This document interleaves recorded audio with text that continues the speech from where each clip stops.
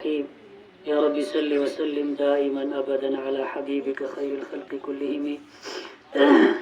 اعوذ بالله من الشيطان الرجيم. بسم الله الرحمن الرحيم. رب هب لي من الصالحين فبشرناه بغلام حليم. صدق الله العظيم. اللہ رب العزت کا فضل اور کرم ہے کہ جس پروردگار نے ہمیں یہ خوشی کا موقع نصیب فرمایا.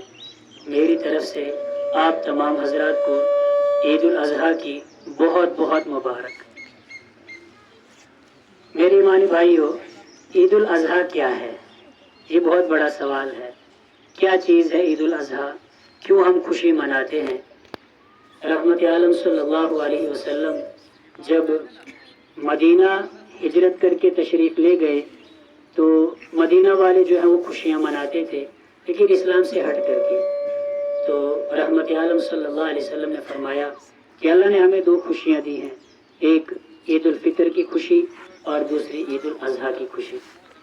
اور ایک موقع پر صحابہ کرام نے رحمت عالم صلی اللہ علیہ وسلم سے سوال کیا، ما هذه الاضاحی یا رسول اللہ صلی اللہ علیہ وسلم، اے اللہ کے رسول صلی اللہ علیہ وسلم، یہ عید الاضحیٰ کیا چیز ہے؟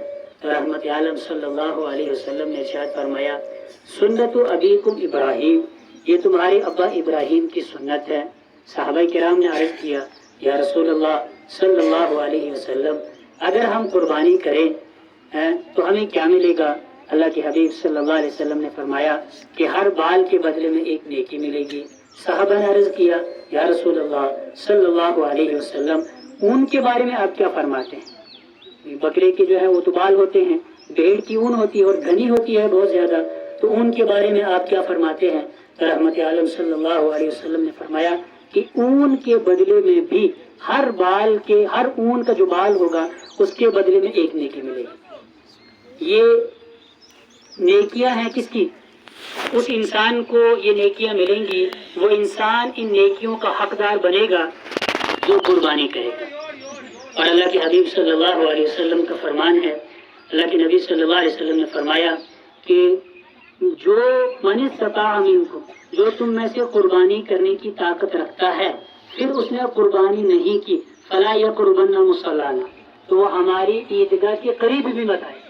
نماز تو پڑھنے کی دور کی بات ہے، فرمایا کہ وہ ہماری عیدگاہ کے قریب ہی نہ آئے کہ جو انسان قربانی کرنے کی طاقت رکھتا ہو اور پھر قربانی نہ کرے. اور یہ قربانی آئی کہاں سے؟